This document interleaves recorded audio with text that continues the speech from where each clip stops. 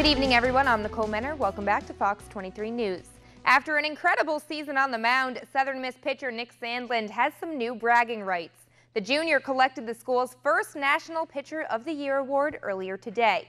After making the transition from the bullpen to the team's top starter this season, Sandland recorded double-digit strikeouts in 9 of his starts and posted a 1.06 ERA in his 15 overall. He was also a second-round pick by the Cleveland Indians earlier this month, so quite the year for him. After a long stint on the DL, 20-year-old Mike Soroka was back on the mound earlier today as the Braves faced off against the Mets. And the day would bring us a pitching duel, but it would be Soroka out-dueling Mets ace Jacob deGrom. Soroka returned to the roster in dominant fashion, carrying a no-hit bid into the 7th inning. And let's not make light of the fact that this is just his 4th career start in the big leagues. And there's always going to be at least one sick defensive play during a no-hit bid. This one coming from Dansby Swanson with the 360 spin move to throw the runner out at first. You can watch it again here. That was a pretty throw. You can see Freddie Freeman's impressed face.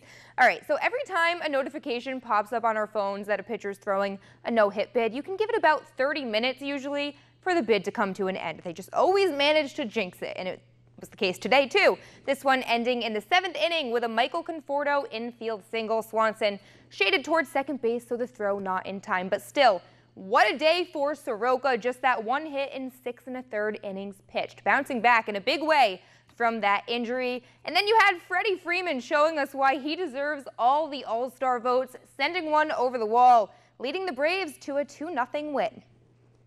As minicamp began this week, the New Orleans Saints finally saw the return of Mark Ingram after the running back was noticeably absent from OTAs. Now, back in May, Ingram was suspended 4 games for violating the NFL's PEDS policy, but he made it clear that he'll be ready to go when the time comes. Look, I'm not really going to say much on the suspension, but, I fought it hard, and I don't agree with it, but, I'm going to serve my suspension, and I'm going to be ready to go when it's time. I love my teammates. I love my family. I love this organization. I love all my fans and Who Dat Nation, everyone who has supported me from day one. So, just to have to miss time, that's going to, hurt me. And, I love everybody who supports me. It was great, man. Just see his face, be around him again. Love Mark as a teammate, love him in the locker room.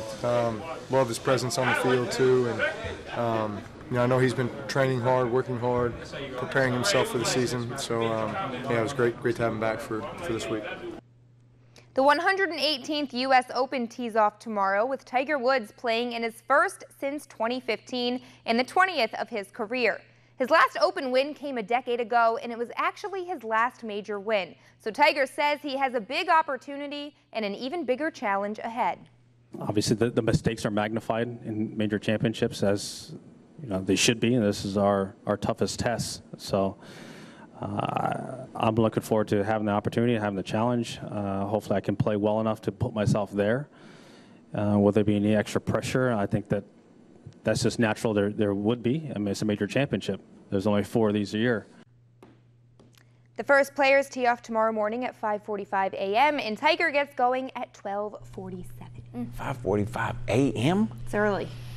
And they usually start the players off that aren't doing as well in the first early hours, right?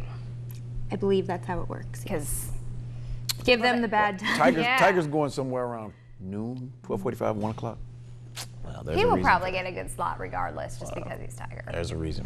And we're all rooting for him.